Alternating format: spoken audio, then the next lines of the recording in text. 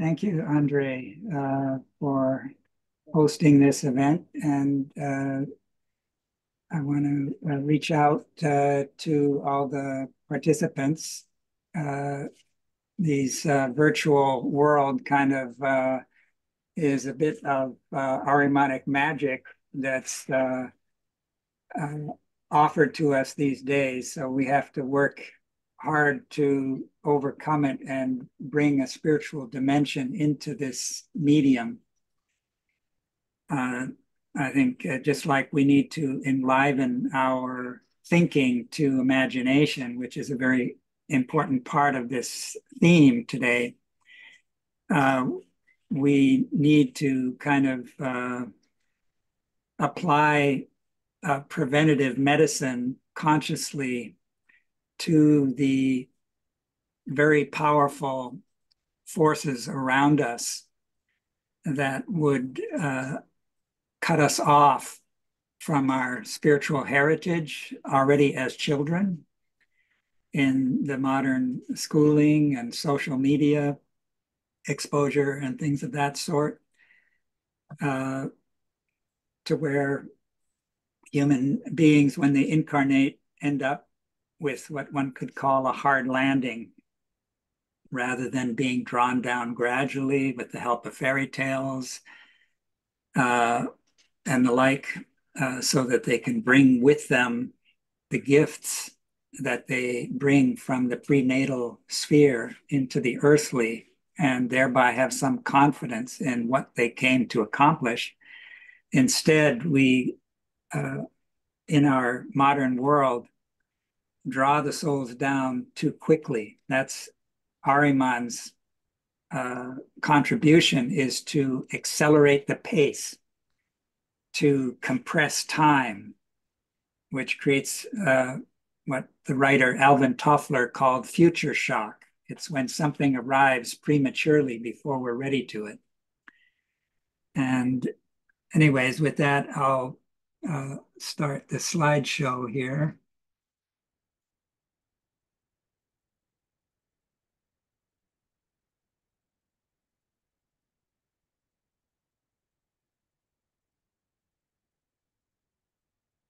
So I've been working with this theme for quite some time. I've many years ago discovered that working with these seven seals, Rudolf Steiner refers to them as Rosicrucian seals, as well as apocalyptic seals,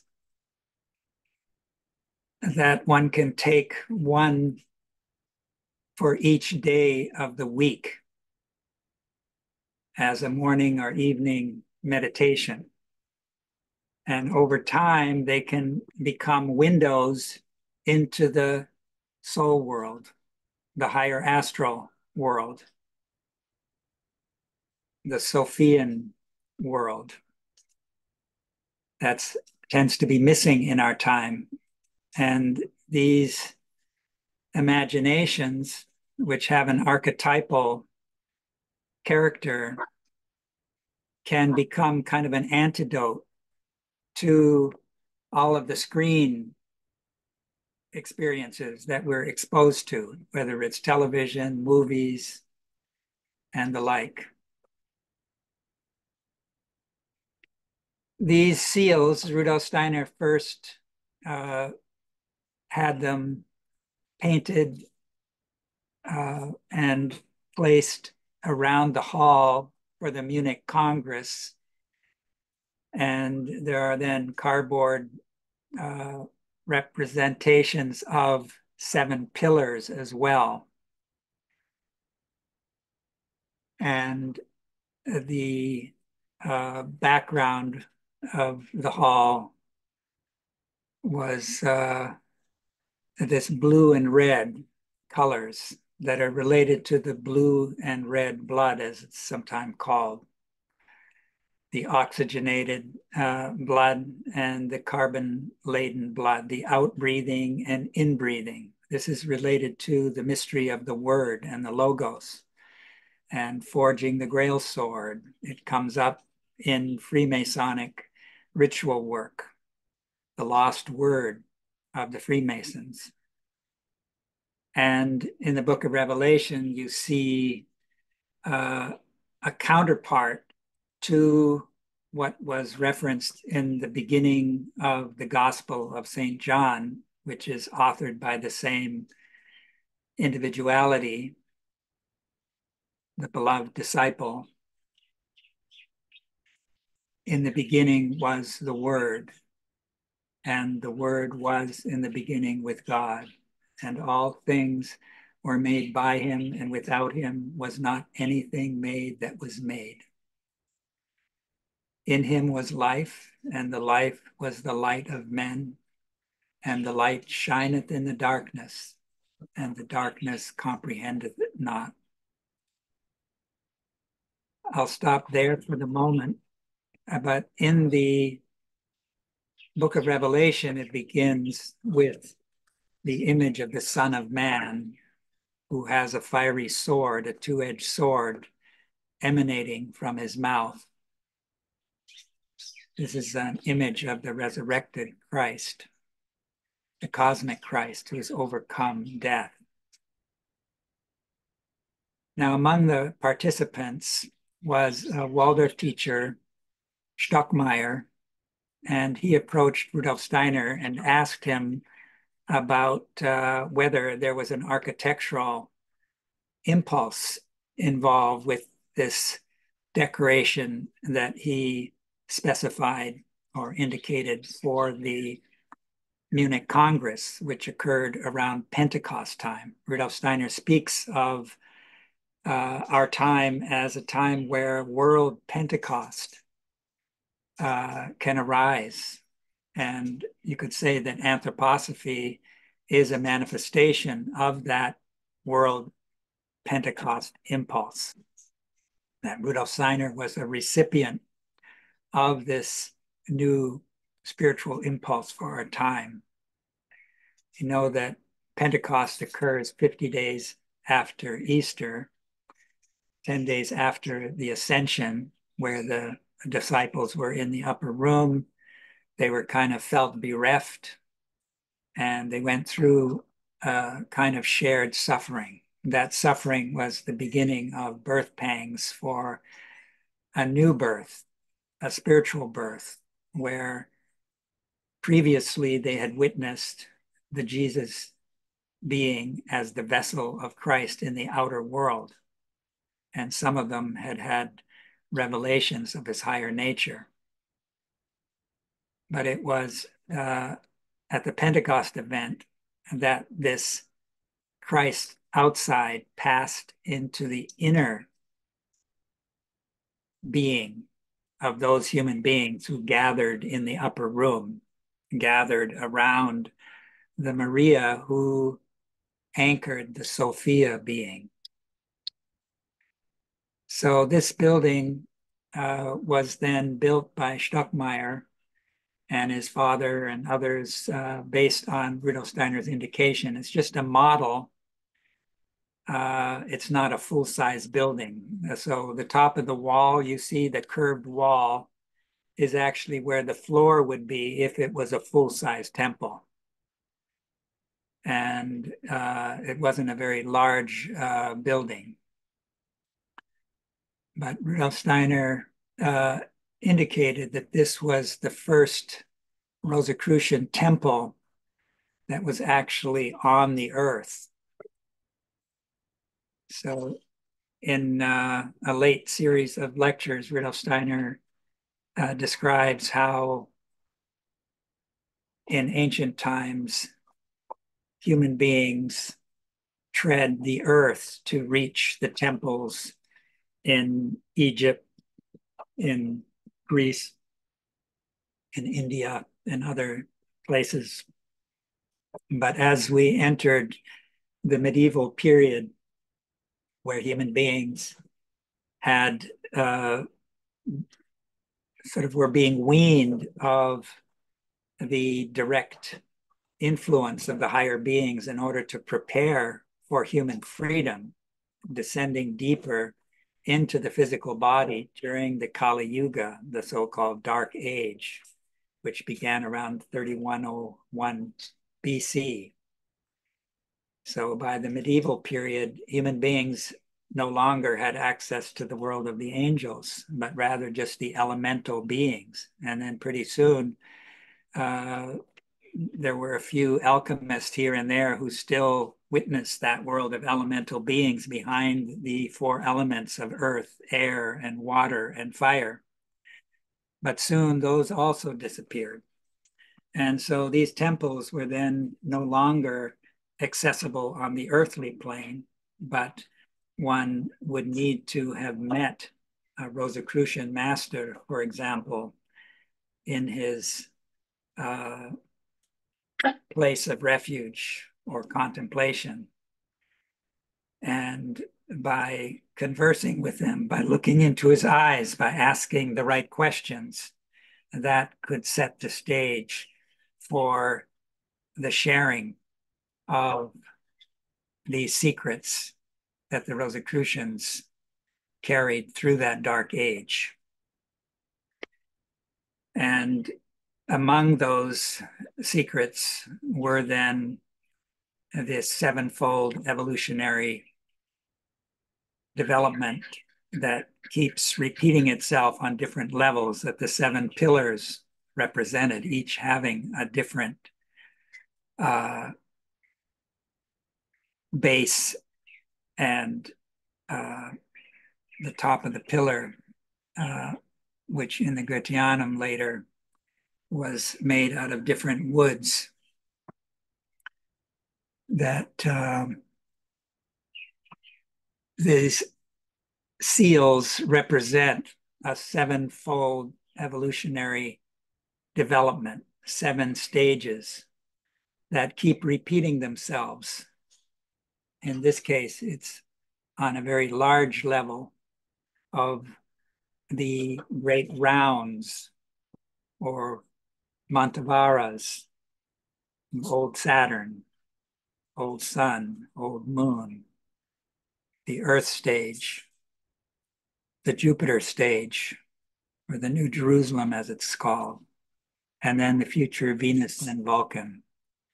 In this, the Mars and Mercury pillars represent the first and second half of the Earth evolution. That's why you don't have the Atman, the Vulcan stage in the usual sense. It would be across from Saturn. So Saturn, old Saturn, and the future Vulcan belong together.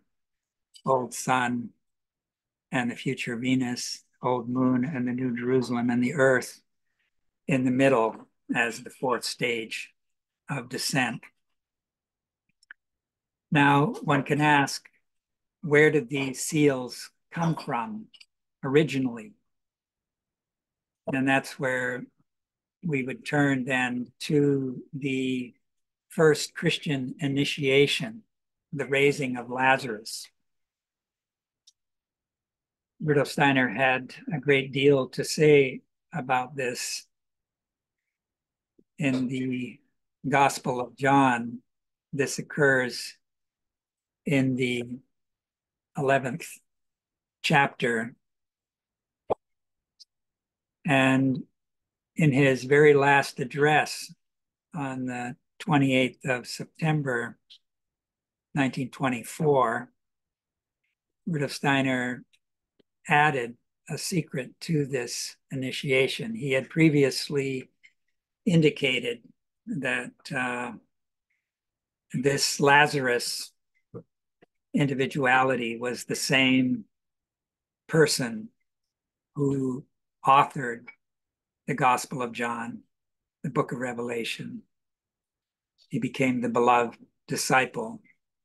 He had a sister, 2 sisters, Martha and Mary Magdalene. And there's indications that this individuality was the rich young man that was spoken of in all 4 of the Gospels. And in the Luke Gospel, it's mentioned in connection with the rich young man that the Christ loved him, which is a term often used where someone who is ripe for initiation has a special value from the spiritual point of view. And this is something that the Jesus, the Christ being, could see in the Lazarus being. In the esoteric lessons and schooling, Rudolf Steiner indicated that this individuality had in the past incarnated as Hiram Abiff. He's the builder of Solomon's temple and really belongs to a hero within the Cain stream that's expressed, for example, in the temple legend that plays an important role in the Freemasonic work that Rudolf Steiner worked with in the esoteric schooling up until the First World War, where he stopped that kind of work. But on this last address, he added another dimension and said that the raising of Lazarus, which was really a kind of repetition of the old initiation where the 3.5 day temple sleep preceded the awakening, that the soul of John the Baptist, who had been beheaded, one can go back to that story of Herod and the dance of Salome that kind of seduced him to where he said he would be ready to give up to half of his kingdom. And he then asked what she would like, and she went to the mother and asked her, and she suggested the head of John the Baptist, which Herod was not really wanting to do, but because of his promise, he had John beheaded. John had been jailed already before that. So the John the Baptist soul overlighted the disciples as a kind of higher group soul. And at the raising of Lazarus, the Christ drew this soul of John the Baptist down into a communion with the Lazarus individuality. You could call him Lazarus John, from this Hiram Cain lineage. Whereas John the Baptist, both of his parents were of the priestly stream, which is more the Abel stream. So Christ here was performing an initiation that represented a healing of the primeval rift between Cain and Abel.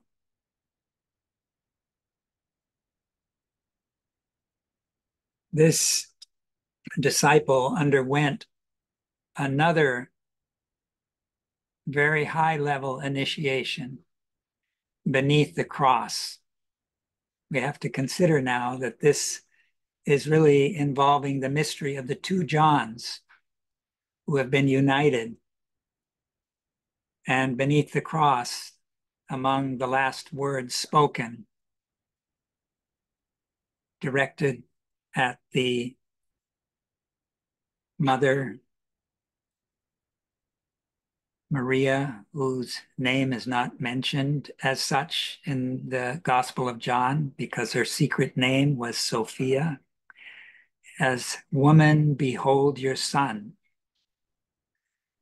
And to Lazarus, John says, behold your mother. And from that hour, the disciple took her into his home. That really means that he took her into his inward self. And they then later lived in Ephesus, where the Logos mysteries had been cultivated in the past and were then renewed in the Gospel of John. Gospel of John was written in Greek.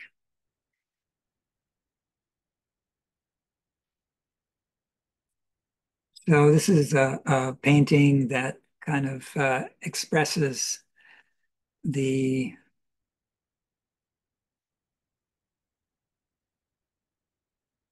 John who had been carried off at a late age by Roman, I think it's under Domitian, Roman emperor.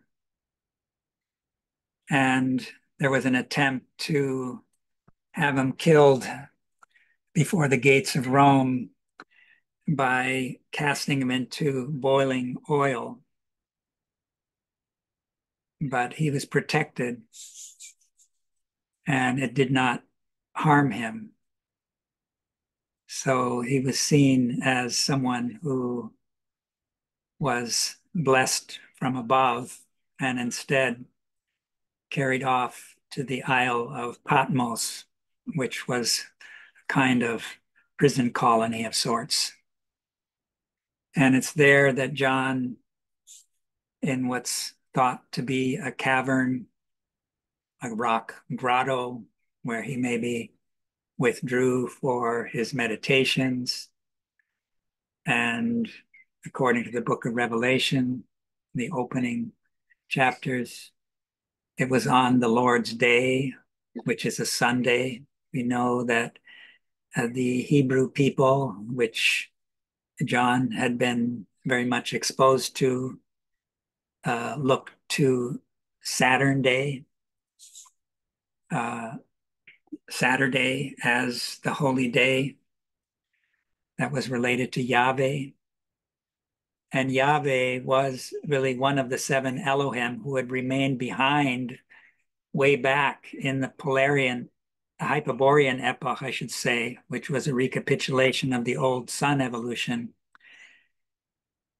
Six of the Elohim departed with the sun because they needed a faster evolutionary development than the earth could provide.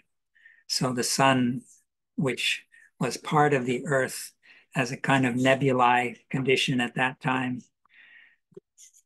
took those sun forces out of the earth.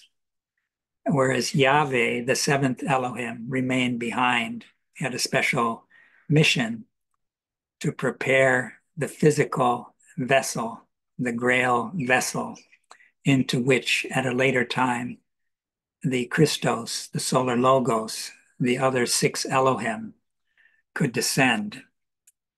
And that occurred at the baptism. And presiding over that baptism was John the Baptist, who was aligned to Yahweh, whose agency was expressed through Michael in that time, Michael as a night spirit. Yahweh's impulse worked through the blood, especially the blood of the Hebrew people who were prepared by Moses and many of the prophets to prepare for this birth of the Messiah. So now John, as a beloved disciple who was one of the few who was there beneath the cross and witnessed these events, in contrast to Peter, who denied Christ in that lead up to the crucifixion 3 times. John, the beloved disciple who had leaned on the breast of Christ at the Last Supper, was present, as were some of these women, including the Maria Sophia being. So here is some graphic showing these union of the 2 Johns. John the Baptist, and before that, Elijah. Elijah was anchored in the soul of Naboth, who was kind of the earthly vessel. Elijah was like an archangelic level, of being, and John the Baptist was overlighted by an angelic presence. So this is sort of the uh, evolutionary theme of grace that plays a role in the shepherd priestly stream, in contrast to the Hiram Cain stream, where these developments have to be earned from the earthly plane. So these two streams, these two individualities who united in communion as the John the Baptist soul and Lazarus John through the raising of Lazarus, they then continued as two separate streams. As Rudolf Steiner describes, the Baptist individuality later became Raphael Santi, the painter,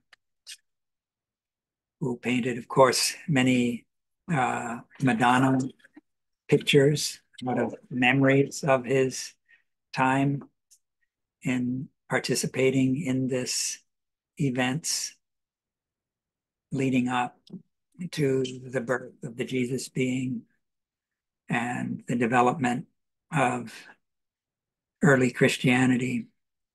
And later, as the Novalis individuality, the poet sage who underwent a kind of rebirth or a second birth at through his grief for the loss of his Sophie von Kuhn, who was, I believe, like 15 years old when she died.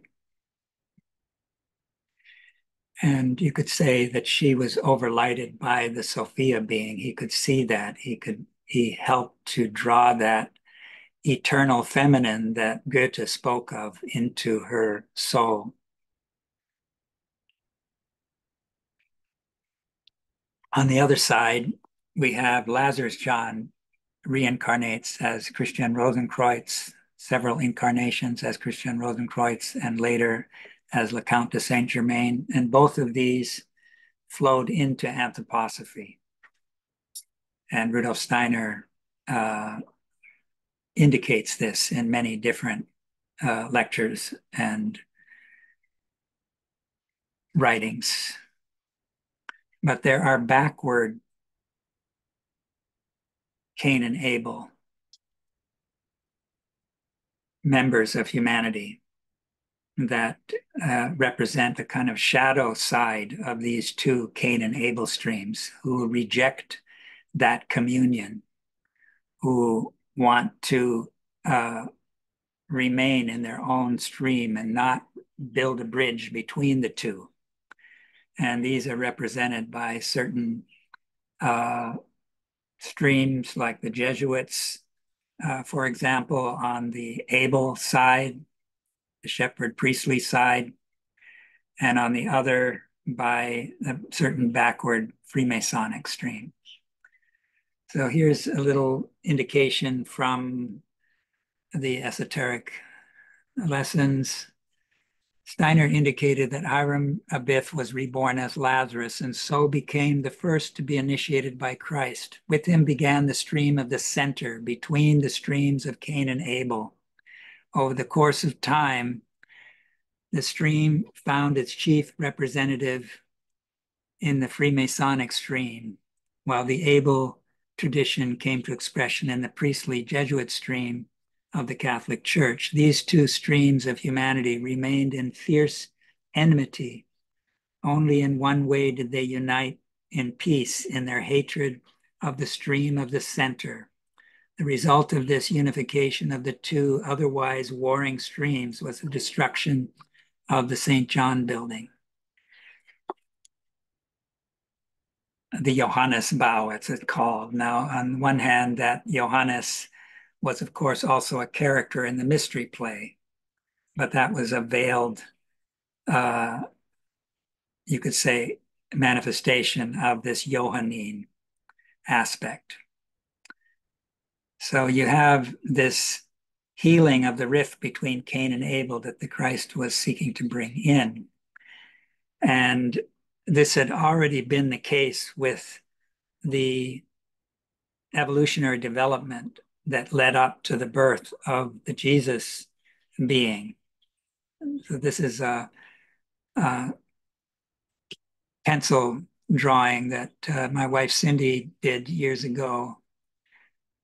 We kind of worked on some themes together, and this describes the two nativities, the one having to do with the Gospel of Luke, where the Nathan, Jesus, and the shepherds are highlighted, and the other is the Gospel of Matthew, where the Solomon, Jesus, and the kings come to expression. Here we have the shepherds and kings, the priestly and the kings. Here's the expression of the Abel and Cain streams. And at the age of 12, as expressed in the Luke Gospel, these two unite. And later, the Solomon Jesus dies away and is inwardly united in communion with the Nathan Jesus, whose physical body was the vessel. And together, these two prepared for the descent of Christ at the baptism when this Nathan Jesus had reached the age of 30, and the Christ then entered and participated in human earthly evolution for 3 years before going through the mystery of Golgotha and then uniting with the earth. So these two individualities behind the Solomon Jesus is the being who had previously incarnated as Zarathustra. In fact, there's numerous Zarathustra incarnations. He was the one who already saw the Christ as the great aura of the sun, the Ahura Mazda, as it's spoken of. And the Nathan Jesus is an individuality that had never previously incarnated before. And this is the so-called sister soul of Adam that was held back after the Luciferic temptation led to the expulsion from paradise by invading the astral body of the human being and bringing in egoism and pride and the like.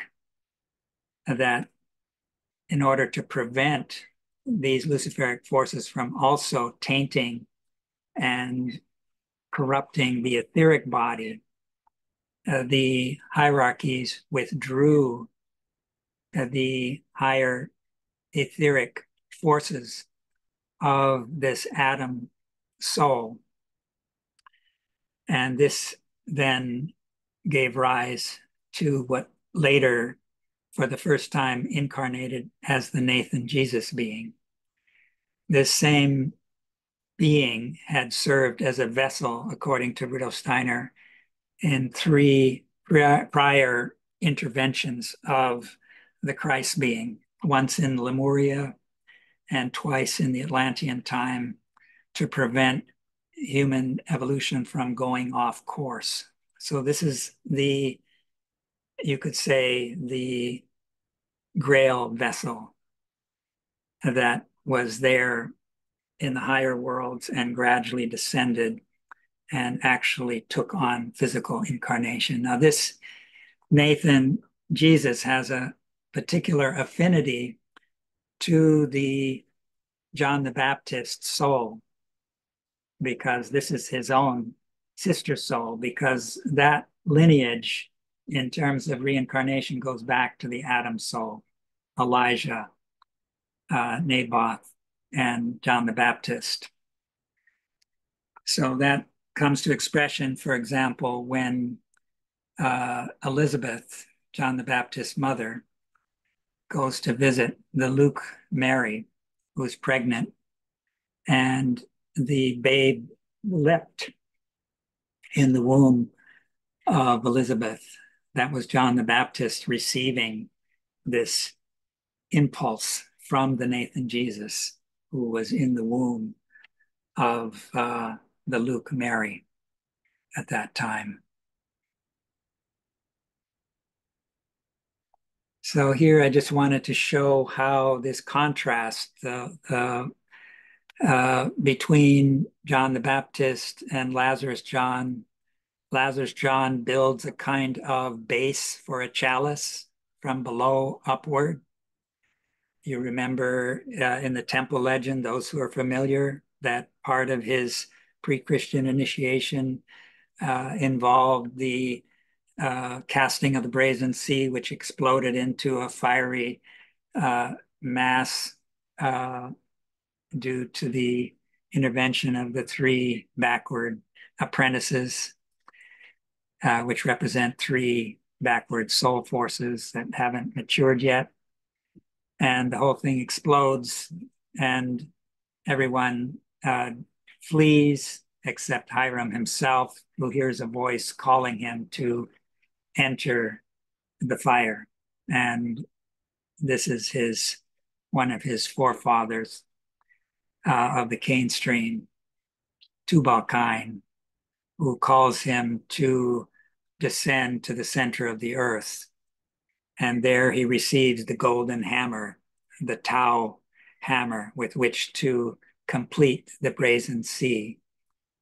And also the golden triangle, which represents Manas, Buddhi, Atman, spirit self, life spirit, spirit man. These are the future higher development of the human being. And above you have John the Baptist bringing down the heavenly. This is the able impulse, the more feminine impulse coming from above, the Sophian impulse being drawn down, and the other to meet it from below, the Cain stream. And the two Johns together unite the heaven and earth, the marriage of heaven and earth.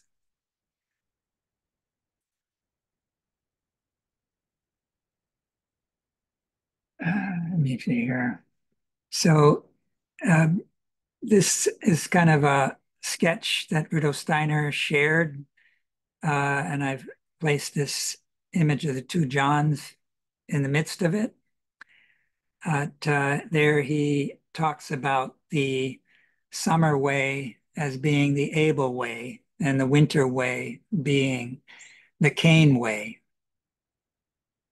And so we're in midsummer now. This is really the time of John the Baptist, whose birthday is celebrated on the 24th of this month.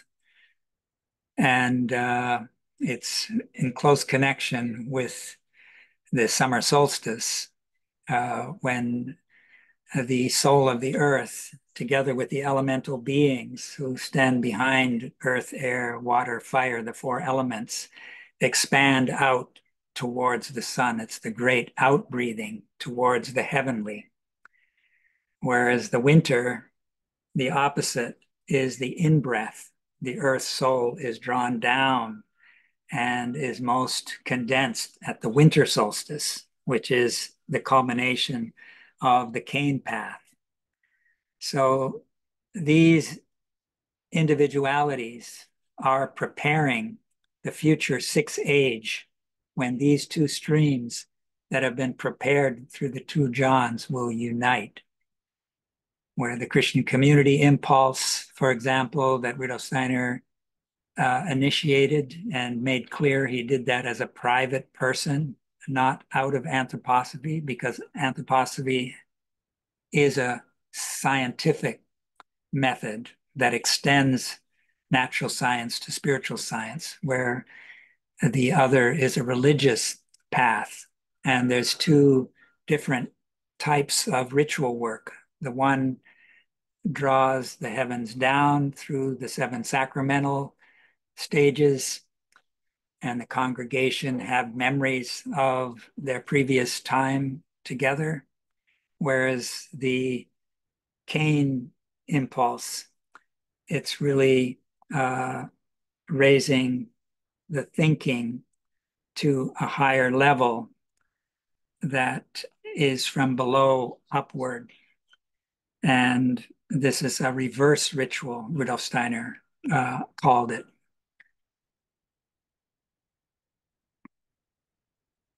So we have this polarity also expressed. I believe the uh, Lazarus John, the evangelist, as he's called historically, is his birthday is, I think, on the 26th of December. So it's again on this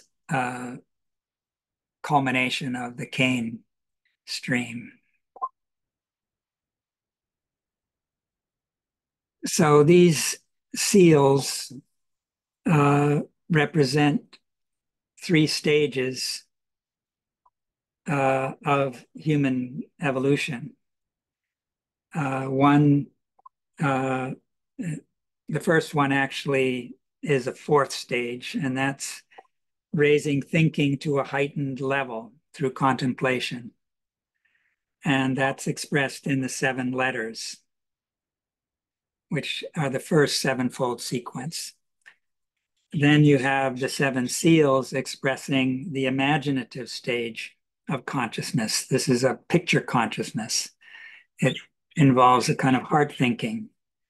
And then you have the trumpets, which represent the uh, inspirational, the content of the imaginations are then now given the complement of the word. What they're saying is revealed through inspiration. And there you have the logos aspect. So you're ascending from the astral world to the lower devachan. And then with the vials, it's the higher devachan where intuitive consciousness is required. And those vials then represent a pouring out of divine gifts, but humanity is so out of touch that they come to expression in vials of wrath.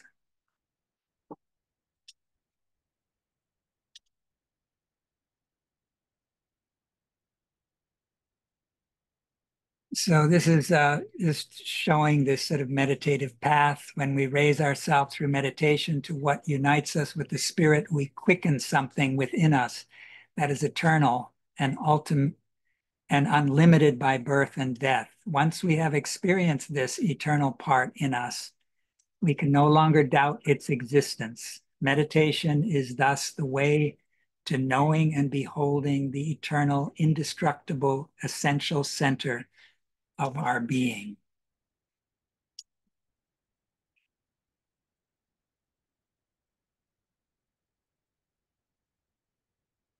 And this first level of development is then involving heart thinking. Anthroposophy is not a mere learning like any other. The ideas that anthroposophy presents and the words it uses are not meant as abstract theory. Anthroposophical ideas are not shaped in the way other kinds of learning have been shaped. Ideas for the past several centuries, words are not used the same as they are elsewhere. Anthroposophical ideas are vessels fashioned by love, and we are summoned by the spiritual world to partake of their content. Anthroposophy must bring the light of true humanness to shine out into thoughts that bear love's imprint. Knowledge is only the form in which we reflect our hearts, receiving the light of the world spirit that has come to dwell in our heart, and from our heart illumine human thought. Since anthroposophy cannot really be grasped except by the power of love, it is love engendering when human beings take it in a way true to its own nature. Words expressing anthroposophical truths are not like words spoken elsewhere today. Rightly conceived, they are all really reverential pleas that the spirit make itself known to us. So here we need another kind of thinking. And here is why. For our knowledge of higher worlds comes through higher spirits, spirits of the higher hierarchies, knowing in us. We got to get out of the way. We have to become more selfless. We got to get rid of our opinions.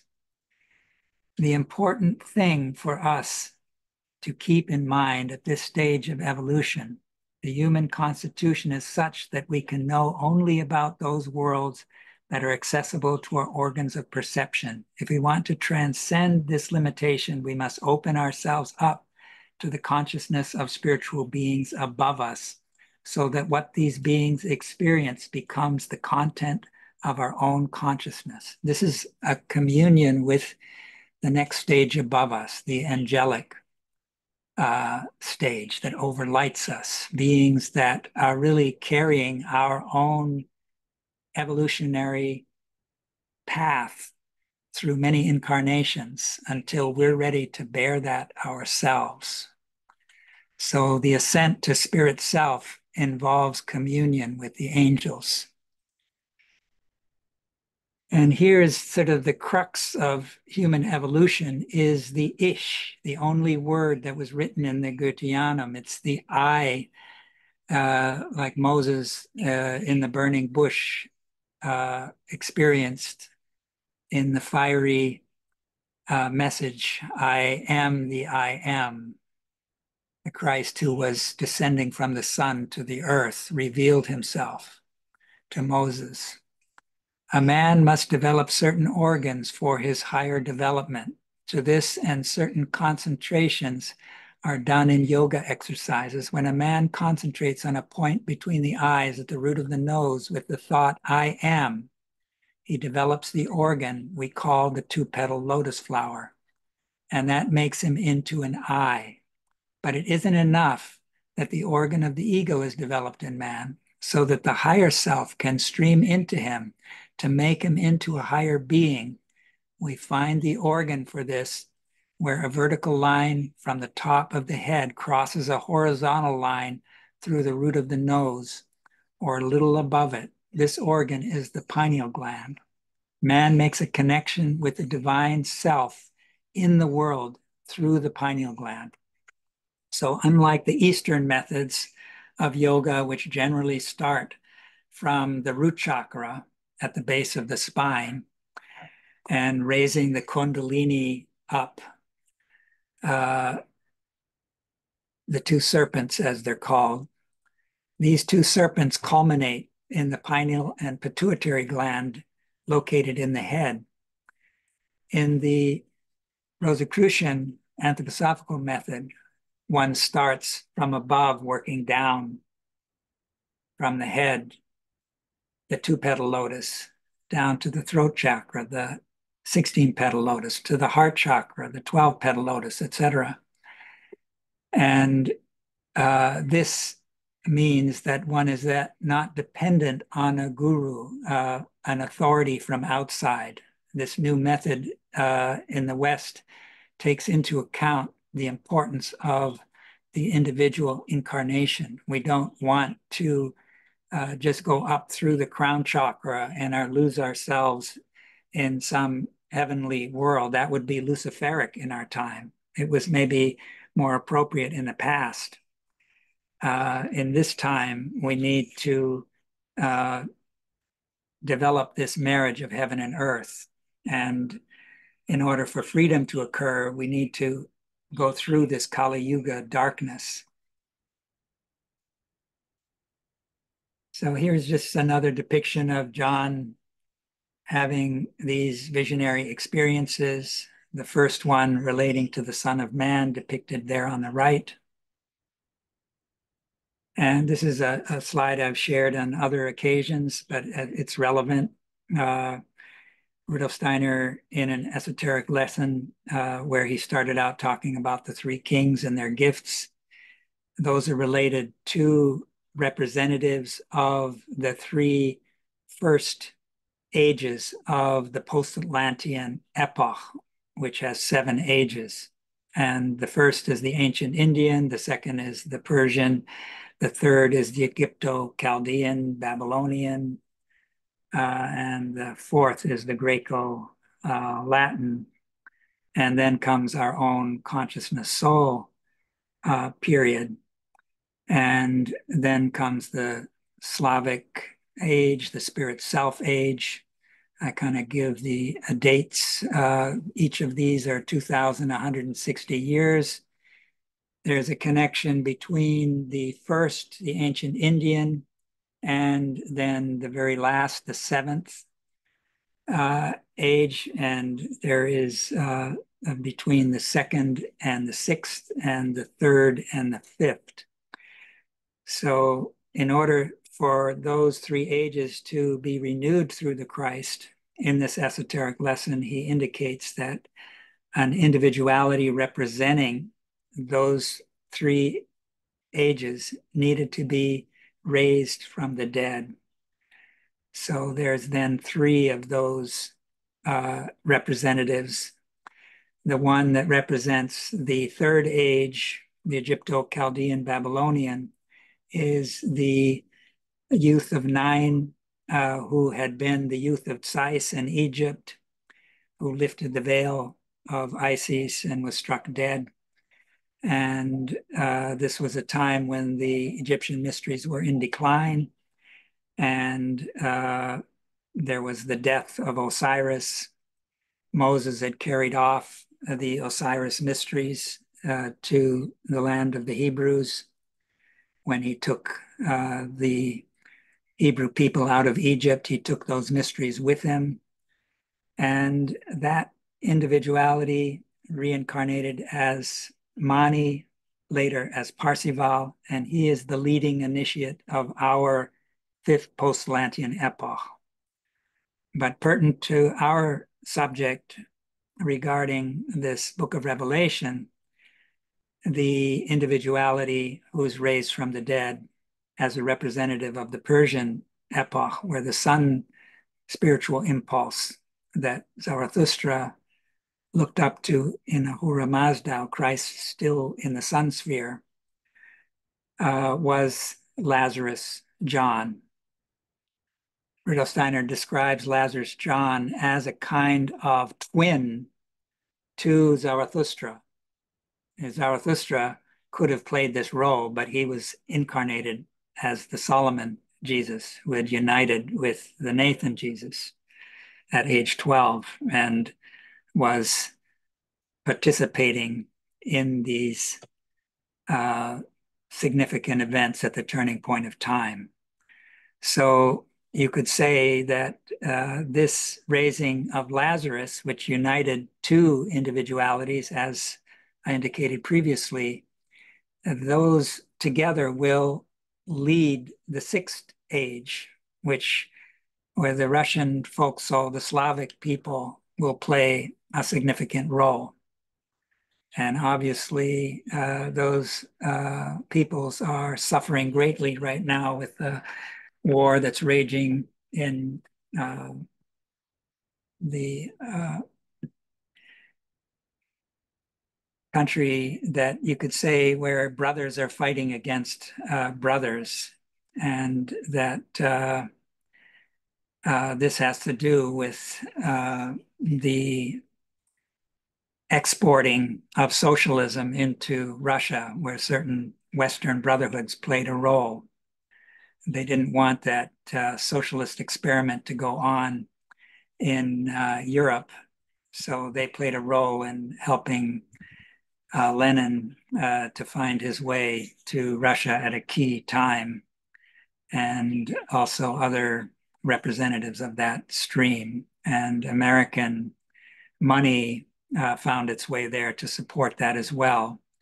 So these backward Freemasonic stream played an important role in setting the stage for what's going on now in Ukraine. That is making it difficult for the Slavic countries to bridge to Europe, which is of critical importance for the future. So there's impulses, strong impulses trying to work against what should be prepared in our time for this sixth age, which will arise through a union of the Cain and the Abel, through a union of the shepherds and the kings. And one could call that a spirit self age, a Sophian age. The spirit self involves the purification of the astral body, the redemption of Lucifer. And Lucifer then becomes the Holy Spirit. Lucifer is the light bearer, and Christ is the light. So the Luciferic spirits are also our benefactors.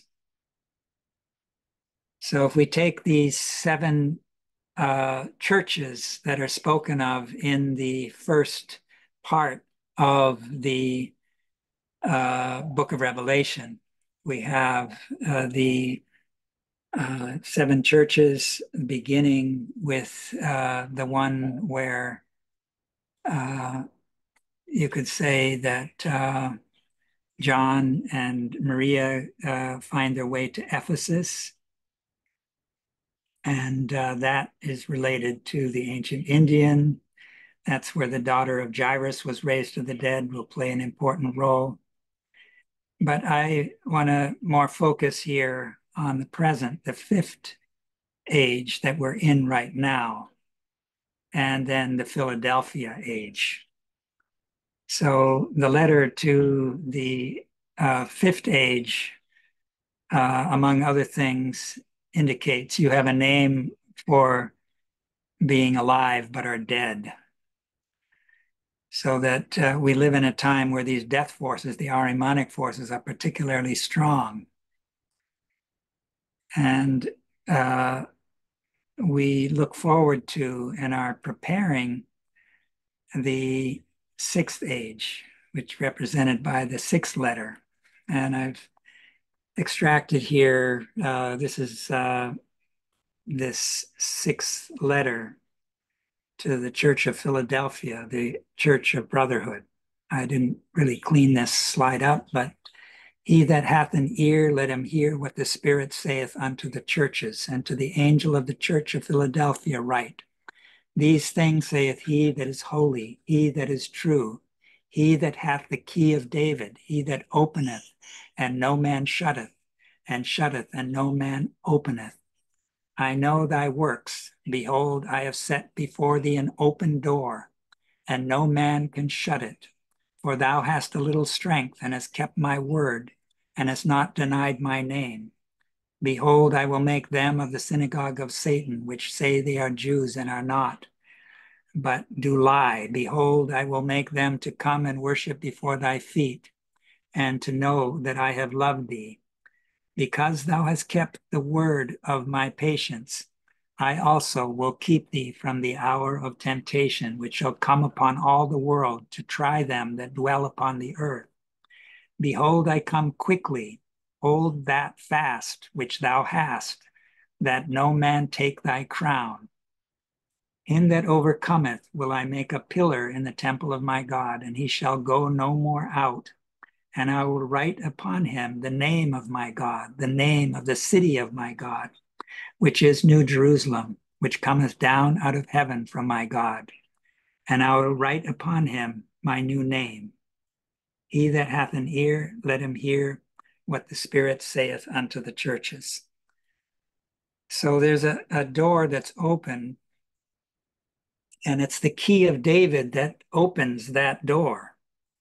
So David was both a shepherd and a king, so that he represents that impulse in the period leading up to the birth of the Messiah. He still had his temple of sorts, which was more humble than that built by Solomon later on Mount Zion, the Sun Hill. And he still had the Ark of the Covenant in his own household. So it wasn't separated out yet, like it was later during Solomon's reign, where he had a grand palace for himself and then the temple was separate. So this union of Cain and Abel that David prefigured, David being the forebearer of the lineage that gave birth to the vessel for the Christ. Both the Solomon lineage and the Nathan lineage, the priestly and the kingly, go back to King David.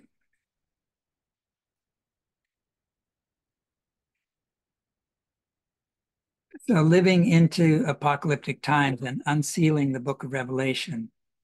In 1924, a little more than a month before delivering his last lecture, Rudolf Steiner proclaimed, "This indeed is a time of great decisions, the great crisis to which the sacred books of all time have referred, for in reality the present age is meant."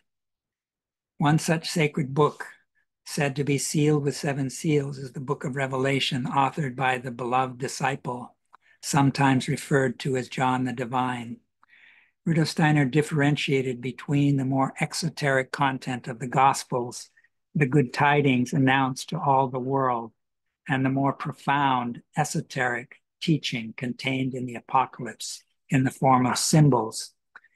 He went on to say that there was a Rosicrucian way of reading the Apocalypse, which only now could be made public.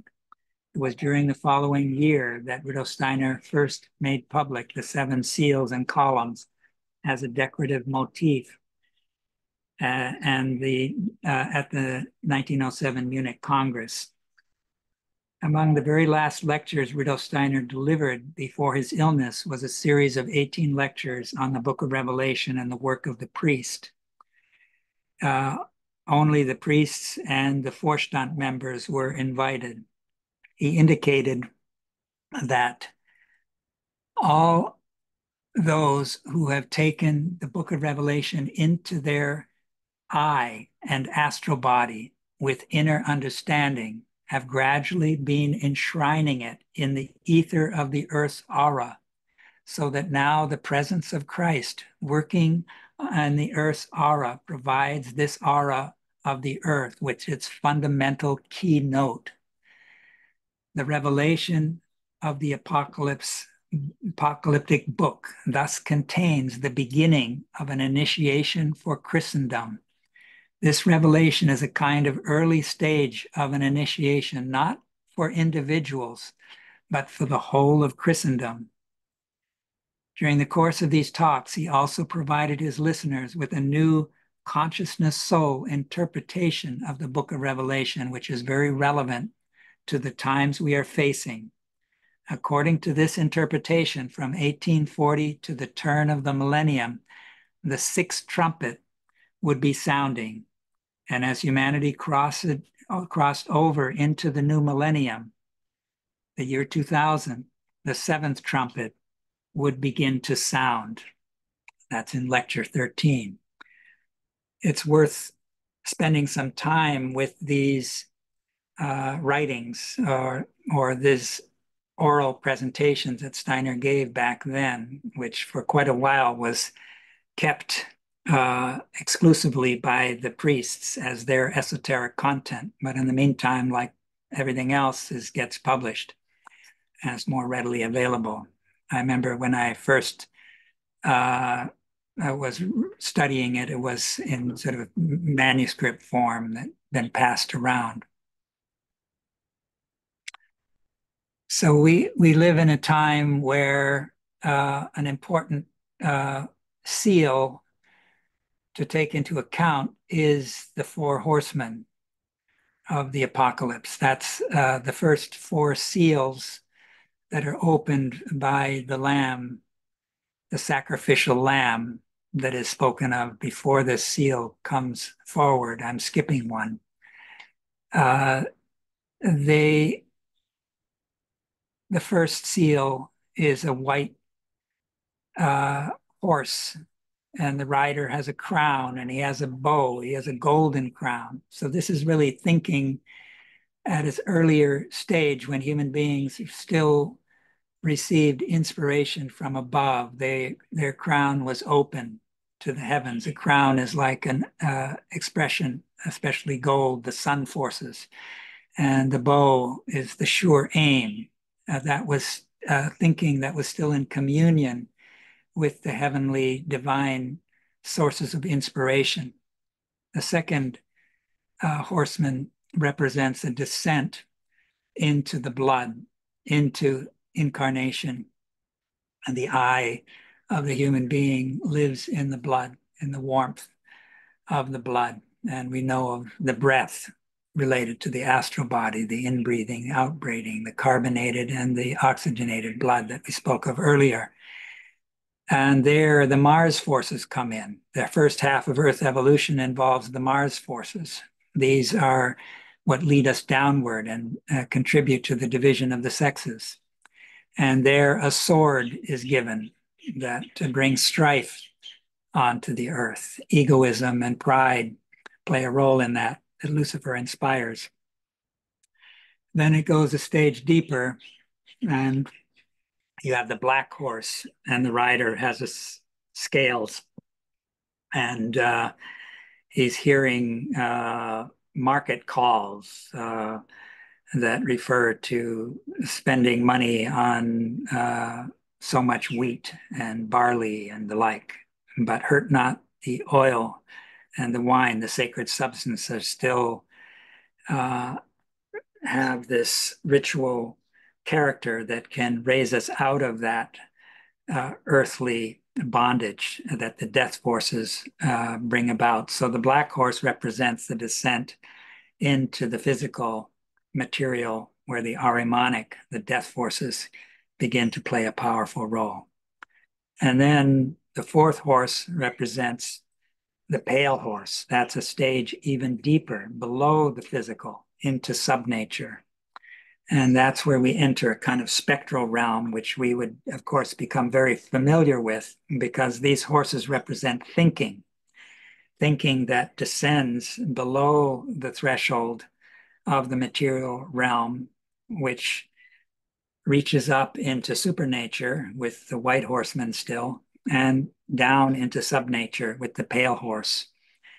And we're now surrounded by those subnature. Humanity as a role has descended into subnature. And this is the second great fall, the fall of the intelligence, the intellect, which was the gift of Michael from above, but it has been let go in order to prepare human freedom. And the rider of that horse is death, and hell follows after him. So the star, the five-pointed star, which you remember I had expressed in that building at Kahumana that was shown in those photos by Andre earlier, with a cross through it, that sort of represents raising thinking back into a new relationship to the spiritual. So this could be seen as sort of a manas. Then comes the communion of the heaven and earth, the Buddhi stage, and then finally the Atman stage with the seventh pointed star. So that seven-pointed star is really a communion with the Lamb, who has seven horns and seven eyes, as he's depicted, and in contrast to the dragon with seven heads and 10 horns. So you have then the trumpets above, the seals and around the book. And that kind of indicates that these different levels of inspiration and imagination have a certain relationship with each other. So stage one of the seals is related to stage one of the trumpets, etc. So this comes to expression in this next slide here, where Rudolf Steiner, in an esoteric lesson, spoke of seven inexpressible, unutterable mysteries. He spoke of this in the esoteric cosmology lectures held in Paris in 1906. Edward Chouret was the one who recorded it. He himself had also undergone some level of initiation. So Rudolf Steiner often chose what he spoke based on who was present. And here he revealed all 7 of these. Other authors had revealed 1 or 2 of them at different times. But I believe that these are the mystery that was uttered by the 7 thunders that you hear when the 6th trumpet sounds. And there is this image that arises of the being who has 1 foot on the water, 1 foot on the dry land. His countenance is like the sun and a rainbow above his head, and he has a book that's open.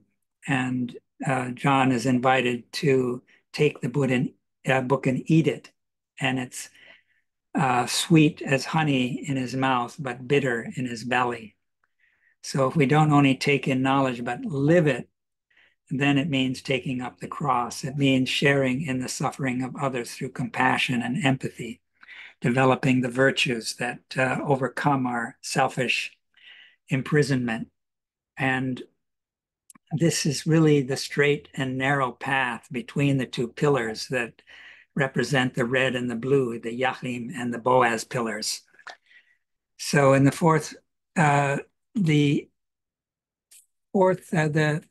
stage, the mystery of the abyss; the second, that of number; the mystery of alchemy; the third, the mystery of birth and death, took place most recently in the Greco-Latin period, which is the 4th age.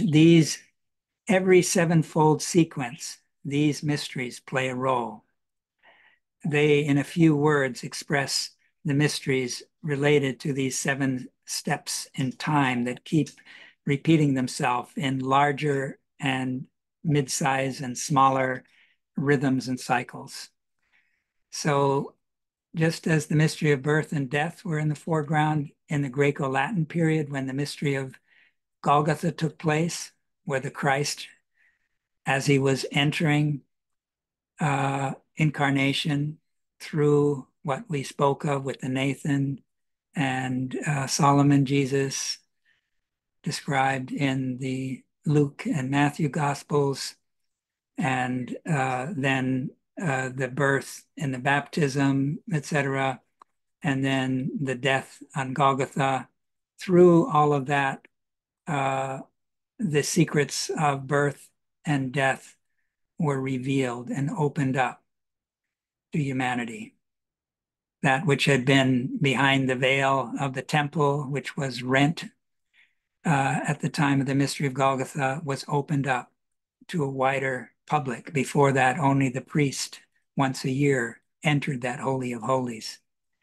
But now, in our time, we have entered the stage where the mystery of evil is in the foreground. And Steiner indicated to which reference is made in the Apocalypse. The next stage will represent the mystery of the Word. That's the 6th age that we're preparing for, the Philadelphia age. And then finally, the 7th, the mystery of divine bliss. So here in the 4th Rosicrucian seal, we can, which can be related to chapter 10 and 11. In chapter 11, John is told to measure the temple. He's given a reed. And so there's secrets related to Solomon's temple that have to do with this secret of passing through the threshold and undergoing an initiation, the straight and narrow path. St. John bears witness to the appearance of the mighty angel, Michael, the countenance of Christ, and reports that 7 thunders uttered their voices, And when the seven thunders had uttered their voice, I was about to write, and I heard a voice from heaven saying unto me, seal up those things which the seven thunders uttered, and write them not. And I would suggest that these sealed up secrets involve the seven unutterable mysteries, which can only be revealed in our time when humanity is collectively crossing the threshold, which began in the early 1840s with the sounding of the sixth trumpet.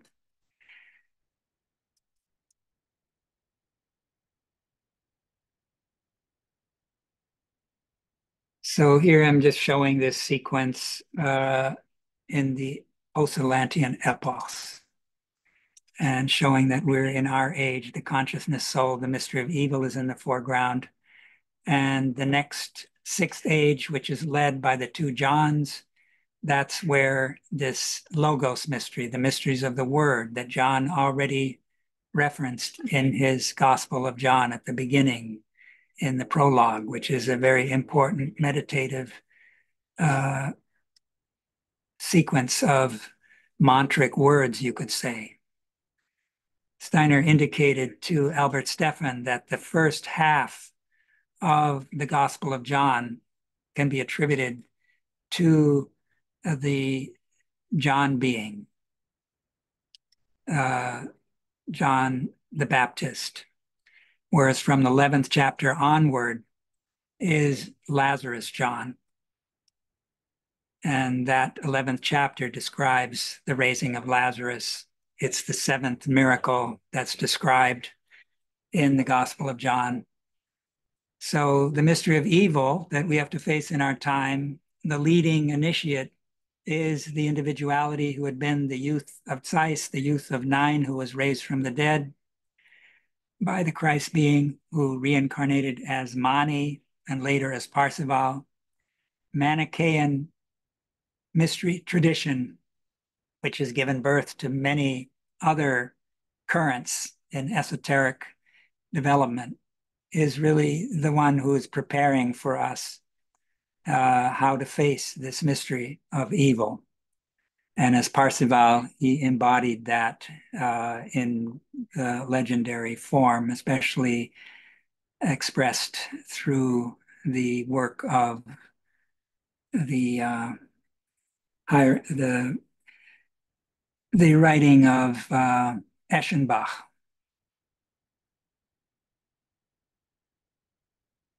So this is the symptom from symptom to reality in modern history. Rudolf Steiner goes into this transition from the birth and death mysteries in the fourth cultural age to the mystery of evil in ours period. Today, when the Christ is destined to appear again in the etheric body, when a kind of mystery of Golgotha is to be experienced anew, evil will have significance akin to that of birth and death for the fourth post-Atlantean epoch.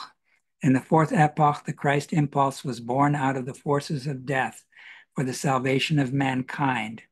We can say that we owe the new impulse that permeated mankind to the event of Golgotha. Thus, by a strange paradox, mankind is led to a renewed experience of the mystery of Golgotha in the fifth epoch through the forces of evil. Through the experience of evil, it will be possible for the Christ to appear again, just as he appeared in the fourth post-Atlantean epoch, through the experience of death. So this mystery of evil is unlike other mysteries. The highest stage of inner development that human being can generally reach is intuition, which is communion. But it's not really appropriate to strive for communion with evil. So we have to take another approach. Although the Manichaean path expresses this light in the darkness that's spoken of, is the mystery of Golgotha brought into the interior of the earth a kind of leaven a light that grows. If one could have looked at the earth when the mystery of Golgotha happened, the whole aura of the earth changed. And gradually the interior of the earth, the hell regions of the earth, according to the Rosicrucians, there's 9 interior layers of the earth.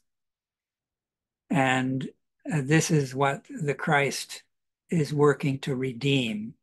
The Christ is the inspirer of that Manichaean path of the transformation of evil. And Mani presided over the important initiation of Christian Rosenkreuz. So the highest Rosicrucian secrets and mysteries have been given by Mani. So here in the book of Revelation and the work of the priest cycle, Rudolf Steiner spoke of the work of Christ's opponent, the demon of the sun, Sorat, called the two-horned beast.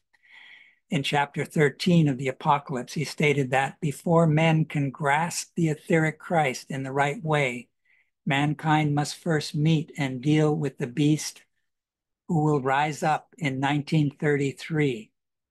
Hitler's rise to power in 1933 can be seen as one of the ways that the forces of evil have sought to counter the second coming of the Christ in the etheric, which was to begin to take effect in 1933. 33 years after the end of the Kali Yuga, which ended in 1899, the Anthroposophical Society was banned in Germany by the Gestapo in 1935. During the post-Atlantean age, in the fourth epoch of the post-Atlantean age, this problem of birth and death was more connected with the human soul. During our own time, the fifth post-Atlantean epoch, people will have to struggle with evil in the same elemental way in which they struggle with birth and death during the Atlantean age, particularly through the controlling of different forces of nature. The impulses that lead to evil will send their influence into the world in an immense, gigantic form. And the opposite forces, the good forces of good, will have to grow out of the opposition to evil. And man will have to draw the strength for this opposition out of the spiritual sources. This will take place above all during the fifth epoch, when the exploitation of electrical forces, which will assume quite different dimensions from those which they have assumed so far, will enable man to spread evil over the earth. And evil will invade the earth by coming in an immediate way out of the forces of electricity. Now, I think it's important to take into account that this kind of knowledge can inspire fear. Now, we live in a time where there's a lot of untruths. We've entered, since Donald Trump, they've coined the word post-truth era, starts to appear in dictionaries. And once you kind of open up, it's like this impulse that Hitler and the Nazi Party brought into Middle Europe, related to what Steiner says above in the 1933, where before the Christ in his second coming can be witnessed, this beast would arise up. And it has to do with humanity crossing the threshold. So if one takes that image of the two pillars and this guardian of the great threshold, Michael, who has the rainbow above his head, who has the book open, the new mysteries. From the 15th century onward, there was a Michael school where the mystery wisdom was shared, just like out of this book. And anthroposophy embodies the incarnation of those mystery teachings that were given in the Michael school. We can't just take this knowledge into our head. We have to eat it like John is invited to eat the book And yes, it'll be sweet like honey as a revelation. But if we don't just take it into our head and park it in our libraries, but actually live by it, then it will be bitter in the belly, so to speak, because we have to then uh, bear the burden of expanding our consciousness to embrace humanity as a whole. And in our time, that's a heavy cross to bear. But the Christ will help us. In the moment we take up that cross, he is there with us, lifting it, carrying it forward into the future. So before we can witness the second coming of Christ in the etheric, we have to face the oppositional forces. And on either side of this threshold, the one with the water, the pillar with the water, the red pillar, the incarnation pillar, there's a beast with 7 heads and 10 horns that arises out of the waters of that oceanic astral world on the left side of that seal. And on the right side, where the dry land is, there you have the 2-horned beast. There you have the Ahrimanic, behind which the sun demon is working. The sun demon was working through Hitler, bringing in these racial and the like impulses. The dragon had been cast down in the 1840s and then crept into human will. And by 1933, it had reached a stage where a whole country like Germany that gave birth to Goethe, Novalis, and all of these great Schiller and others, and all these great musicians could succumb to this anti-logos that spoke through Hitler and his henchmen. And we live in a time where this is the kind of manifestation of evil we need to face. And Rudolf Steiner, in the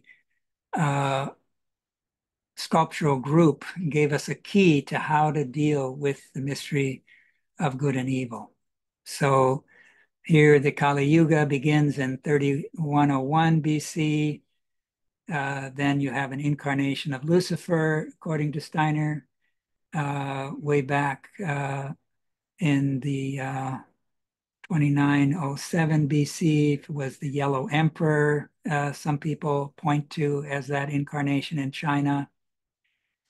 And then we have a Egypto-Chaldean period where the fourth age begins in 747 BC. Mystery of Golgotha takes place in 33 AD. In 333, we have the middle of the intellectual soul period, the Greco-Latin, that lasts from 747 BC to 1413 AD. And 333 is the balancing point, the middle. So Christ goes through the mystery of Golgotha to counterbalance in the year 33 AD, to counterbalance what was coming in 666, which is the first major intervention of the Zorat being, the sun demon, the 2-horned beast that stands behind and works through the Ahrimanic, especially in our time. The second intervention of Zorat was in 1332, where the Knights Templars were in the foreground, and the Philip le Bel embodied these sun demon forces. When they did an autopsy, they found he had a very shriveled heart. He had a special glutton impulse for gold. He wanted to draw all the gold together and put it in his treasury, and he'd go in there and kind of almost bathe in it. He was someone who came out of the old Mexican mysteries, the anti-sun mysteries that had been practiced in the Americas. And then we have the future spirit self age, but that we're looking forward to beginning in 3573. That's that 6th age of Philadelphia. But in the meantime, we're entering the period where the incarnation of Ahriman plays a role. Before only a part of the third millennium, which we've entered, has elapsed, there will be in the West an actual incarnation of Ahriman. Ahriman's incarnation will occur in the not too distant future. This time is approaching. Ahriman will appear. Among the most important means which Ahriman has to work with from the other side is the furthering of abstract thinking in the human being.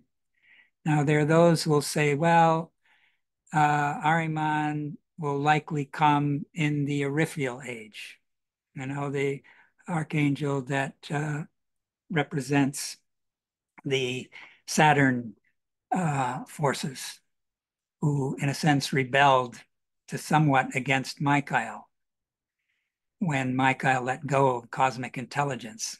But I think we have to be careful, especially if we speak from a position of authority, to plant our opinions into other people's consciousness, because that can interfere with their freedom and discernment. So Ahriman is the inspirer of materialism.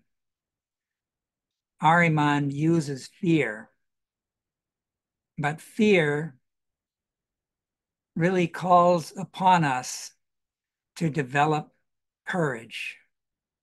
So on the one side, we have faint-heartedness, cowardice. On the other side, we have foolhardiness, where you just kind of don't pay a whole lot of attention. You're not really awake, and you do dumb things that get you in trouble. And on the other side, you don't want to deal with it. You don't want to deal with the great challenge that the mystery of evil poses. But in the meditative work that Rudolf Steiner gave in the esoteric school, one of the most important central ones had to do with certain verses that were accompanied by breathing exercise, where you then would hold the breath out 3 times what the in-breath was.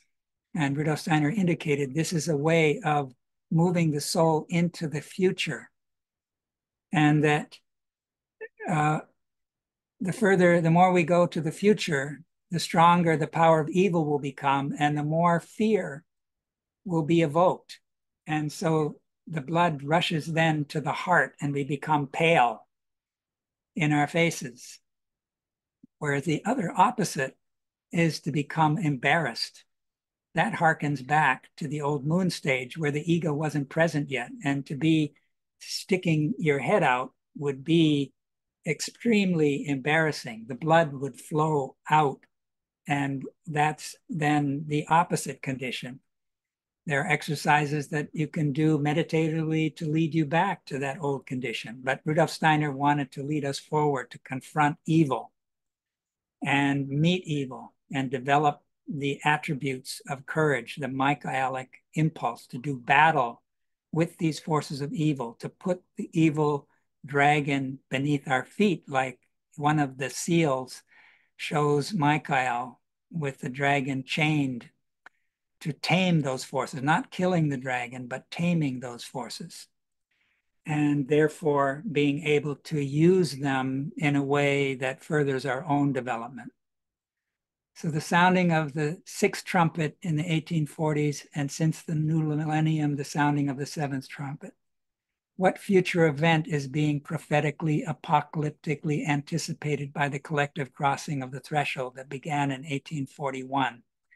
The answer to this question can be gleaned from a comparison of the timeline given in Steiner's Nuremberg cycle of the Apocalypse of St. John, given in June 1908, and the interpretation pertaining to the current consciousness soul period given in the 13 lectures on the Book of Revelation, September 17th, 1924, where he stated, the 13th lecture, quote, the 6th angel began to sound his trumpet at the beginning of the 1840s, and he will continue to sound it until the end of the 20th century, when the trumpet of the seventh angel will begin to sound. In the realm of the consciousness soul, as civilized human beings, we are in the second woe. So the three last trumpets are the three woes. That means we're going through a grievous period of trials and tribulations, initiatory trials and tribulations. This threshold event can be seen as a prelude to the great future transition, pralaya, that will take place at the very end of the Earth stage of evolution, planet of wisdom, that leads over to the future of Jupiter stage, planet of love, referred to as the New Jerusalem in the book of Revelation. The great division of humanity that will occur at that future time is being telescoped as a preview into our time as a collective encounter with the lower guardian of the threshold. This involves the intervention of the three classes of adversarial beings, Luciferic, Ahrimanic, and Azuric, that oppose the progressive human evolution initiated and sustained by the ninefold hierarchies in the service of the Divine Trinity. These adversarial beings are collectively aligned to the Zorat being, the sun demon, who seeks to usurp the rightful rulership of the Christ, who through the mystery of Golgotha became the planetary spirit.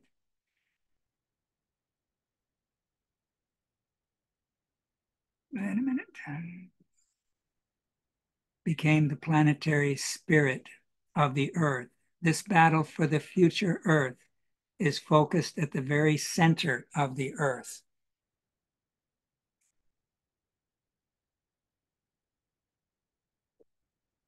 So here's showing this initiation of humanity that has to do with the sixth trumpet. The sixth trumpet began to sound in the 1840s. And then we have in the period after that, the battle in the heavens, Michael versus the dragon and his angelic hosts. And then in 1879, the casting down and fall of the spirits of darkness. Steiner devoted a whole lecture series to this. And then we have the end of the Kali Yuga that's really prepared by the dawning of the Michael age, which is in 1899. So 1900, we have the first beginning of the dawning of the age of light in 1900. And then there's a new rhythm that Christ brought in, a 33-year rhythm. So just like we heard in 1933, the beast from the abyss would rise, and Hitler embodied that impulse. But that's the same time when the second coming is really meant to begin to take hold of human consciousness. So here we can see forces opposing that event and trying to prevent human beings from experiencing it by bringing chaos and war into Europe, where Steiner had been working with this Michael impulse. So then, more recently, we've entered the new millennium, which is the seventh trumpet sounding. That's the very heart of the book of Revelation, the 12th chapter, where the woman standing on the moon, crowned with the stars and clothed with the sun, and the seven-headed dragon appears with the 10 horns. And the woman is suffering the pangs of birth, about to give a child, birth to a child who is destiny is to rule over humanity with a rod of iron.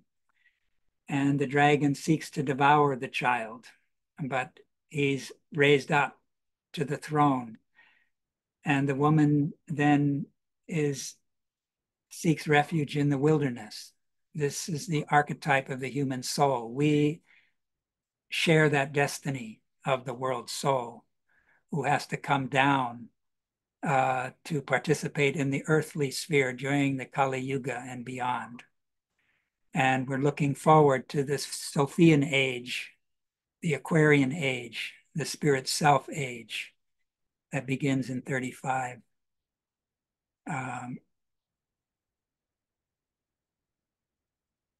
So Rudolf Steiner had worked personally on this sculptural group, which was meant to be in the very center focal point of the stage.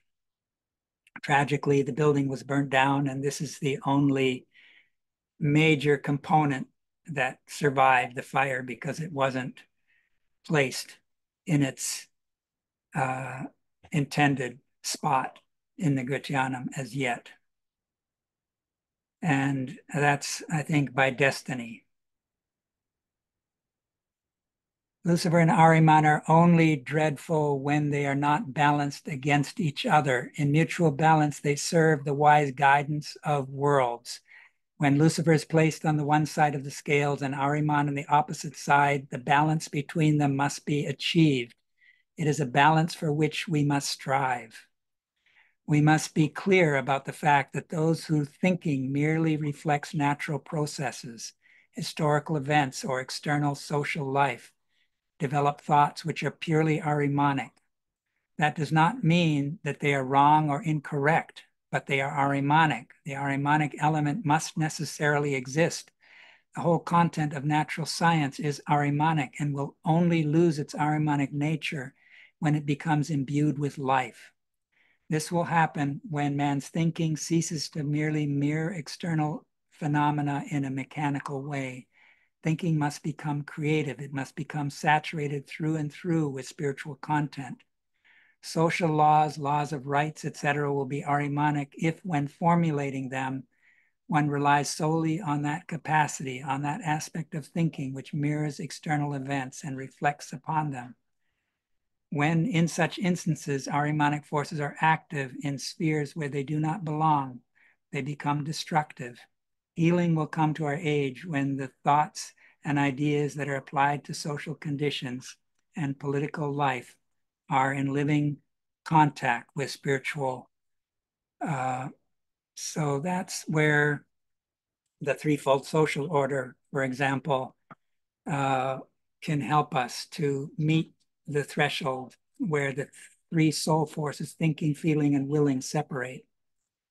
So here, just giving a large sweep where human beings are called to transform the heritage of the old moon, the planet of wisdom, into the future planet of love. And the Christ being gave the impulse that makes that possible.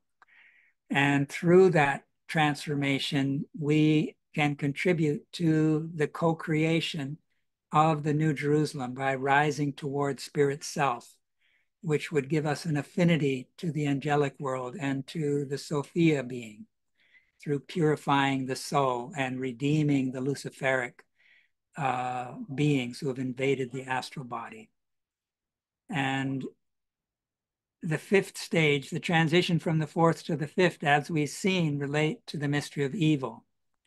So aside from the 7 stages of the normal sequence, there is an 8th sphere that falls out of that 7-fold sequence because the adversarial forces take advantage of the ego development of the human being, which requires confrontation with evil and a weaning of the former guidance of humanity by the angelic hierarchies.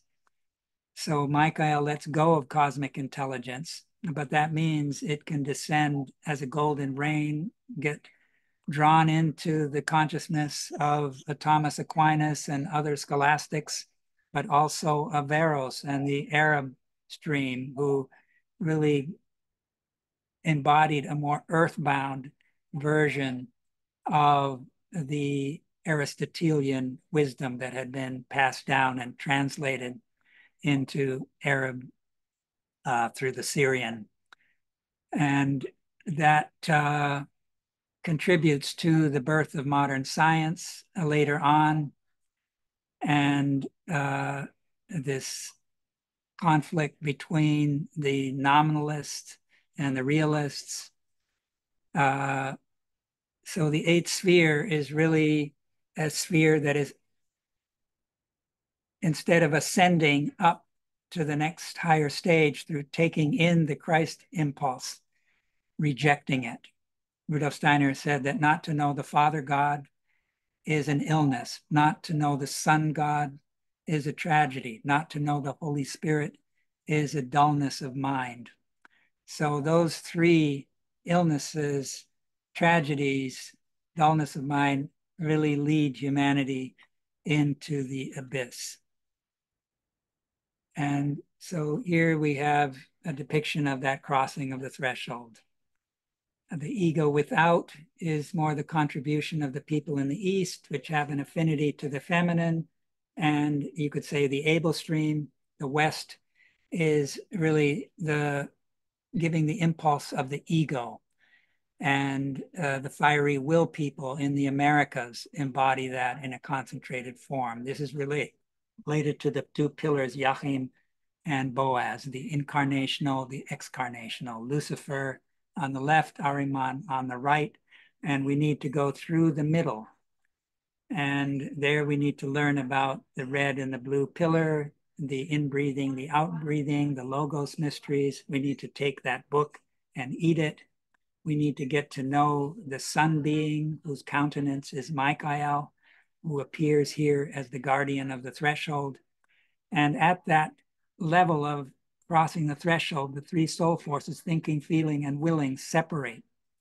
And the thinking can come under attack by Lucifer, the will by Ahriman, without the Christ in the middle. And if the Christ isn't in the middle in our hearts, then Ahriman can come from below. He enters through the feet. That's why the Christ washed the feet of the disciples as part of a kind of ritual leading up to the mystery of Golgotha. And Peter said, he thought that was condescending. No, don't wash my feet. And he says, if I don't wash your feet, you'll have no part in me. And then Jesus responded that if I don't wash your feet, then you won't have this communion with me. So he said, well, wash my whole body. And he said, it's the feet that needed to be washed. So that's the beginning of the 7 stages of Christian initiation. So anyways, I think I'm looking at the time here, and I think I need to wrap this up. Let me take it to this next one, the collective crossing of the threshold, the initiation of humanity. Since 1841, humanity as a whole has been crossing the threshold, which involves the meeting of the lower guardian and individually and collectively facing the mystery of evil. The following words given by Rudolf Steiner in the Esoteric School touch upon this. Today, humanity as such is experiencing the meeting with the guardian of the threshold. This is also the beginning of the split of humanity, and this signifies a critical point in time at which we have now arrived. The forces which formerly streamed out of the spiritual beings into humanity are used up, are exhausted. We are now on our own and must now bring these forces out of our subconscious. The mystery of Golgotha will have happened for nothing if human beings do not use these inner forces but reject them instead. That would bring a total destruction of Earth and evolution. In the 3rd karmic relationship cycle, Steiner indicated that the above referenced division of humanity would also cast its waves into the sphere of the angels so that they would also undergo a division. Quote, to this, my dear friends, I would now direct your hearts. It is happening now that the comparatively single and uniform kingdom of Angeloi is being turned into a twofold kingdom of Angeloi, a kingdom of Angeloi with an upward tendency into the higher worlds and with a downward tendency into lower worlds. While the Michael community is being formed here upon earth, we can behold above it the ascending and descending Angeloi. Looking more deeply into the world today, one can perpetually observe these streams, which are such as to stir the heart to its foundations.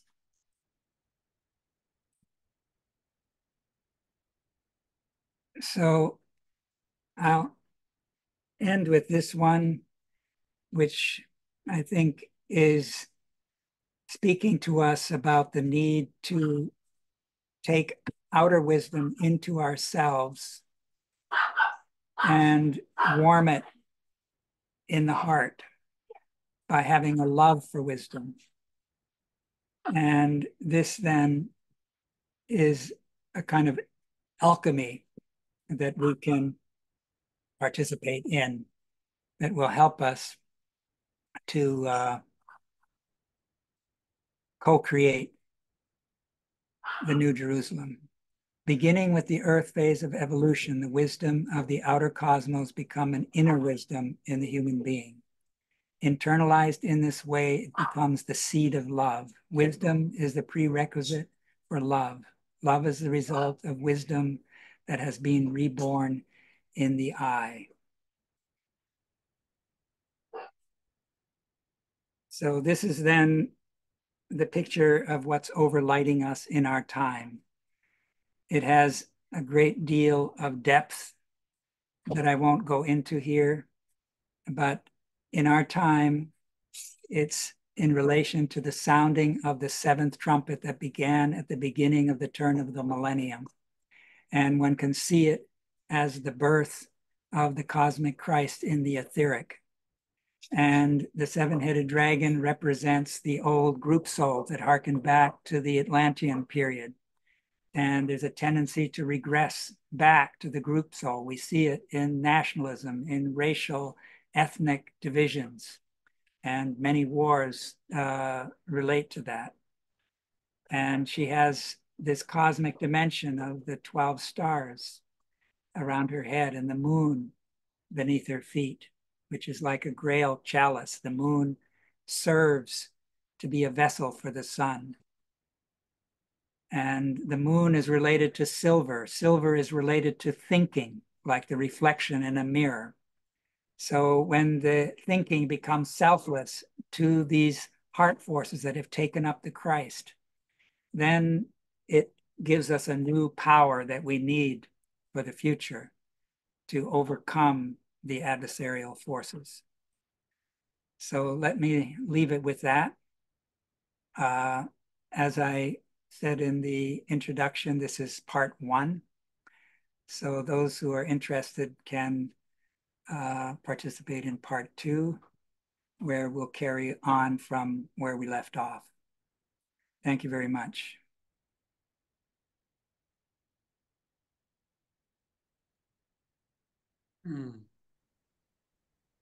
Yeah, dear Florian, thank you very much for it and for your healthy rhythm of presentations.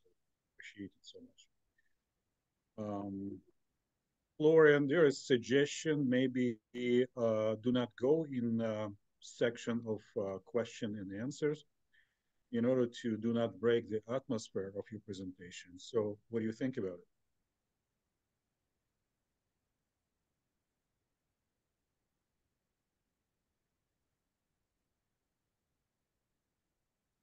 Florian, can you hear me? Yes. Yeah. What's your answer? I'm sorry, I had my ear thing out for a minute. Okay. So Waldemar, who is an important member of our community, suggested maybe we can skip question and answer for your presentation section. So in order to keep the atmosphere, do not break it. So what do you think about it?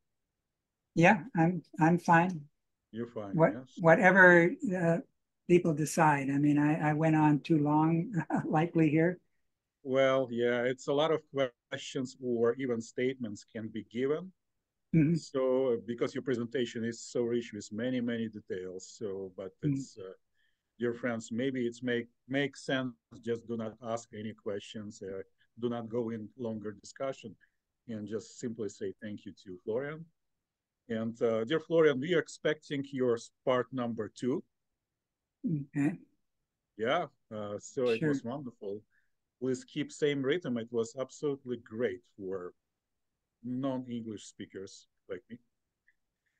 So, dear friends, please feel free unmute your machines and lively say thank you to Florian, and I'll see you for next presentation. So I will send you announcements again.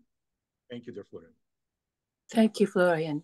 Thank you, Florian. Thank you very much. Thank you. Thank you, Florian. Thank you. Yeah. Thank you very much. Thank you. Thank you, Florian. Thank you Thank very much. you. Thank you. Thank you from Germany. Okay. Oh, thank you. Yes, Blessings. Thank you very much. Thank you so, so much. Thank you. Very welcome. Any questions that people have, maybe there's a way of getting them to me and I could deal with them next time at the beginning. Well, I feel we have to arrange some special session for questions. Yeah, maybe could just have a session that's just question and answers, not a long presentation. Let's go in the for it. future. Yes, yes, yes. Okay, dear friends, please have great experience for St. John Tide, and please come again for our meetings. And thank you to Andre. Yeah, Yes, thank you very much, Andre. Thank you, Andre. Thank you. Thank you, Andre. Thanks, Andre.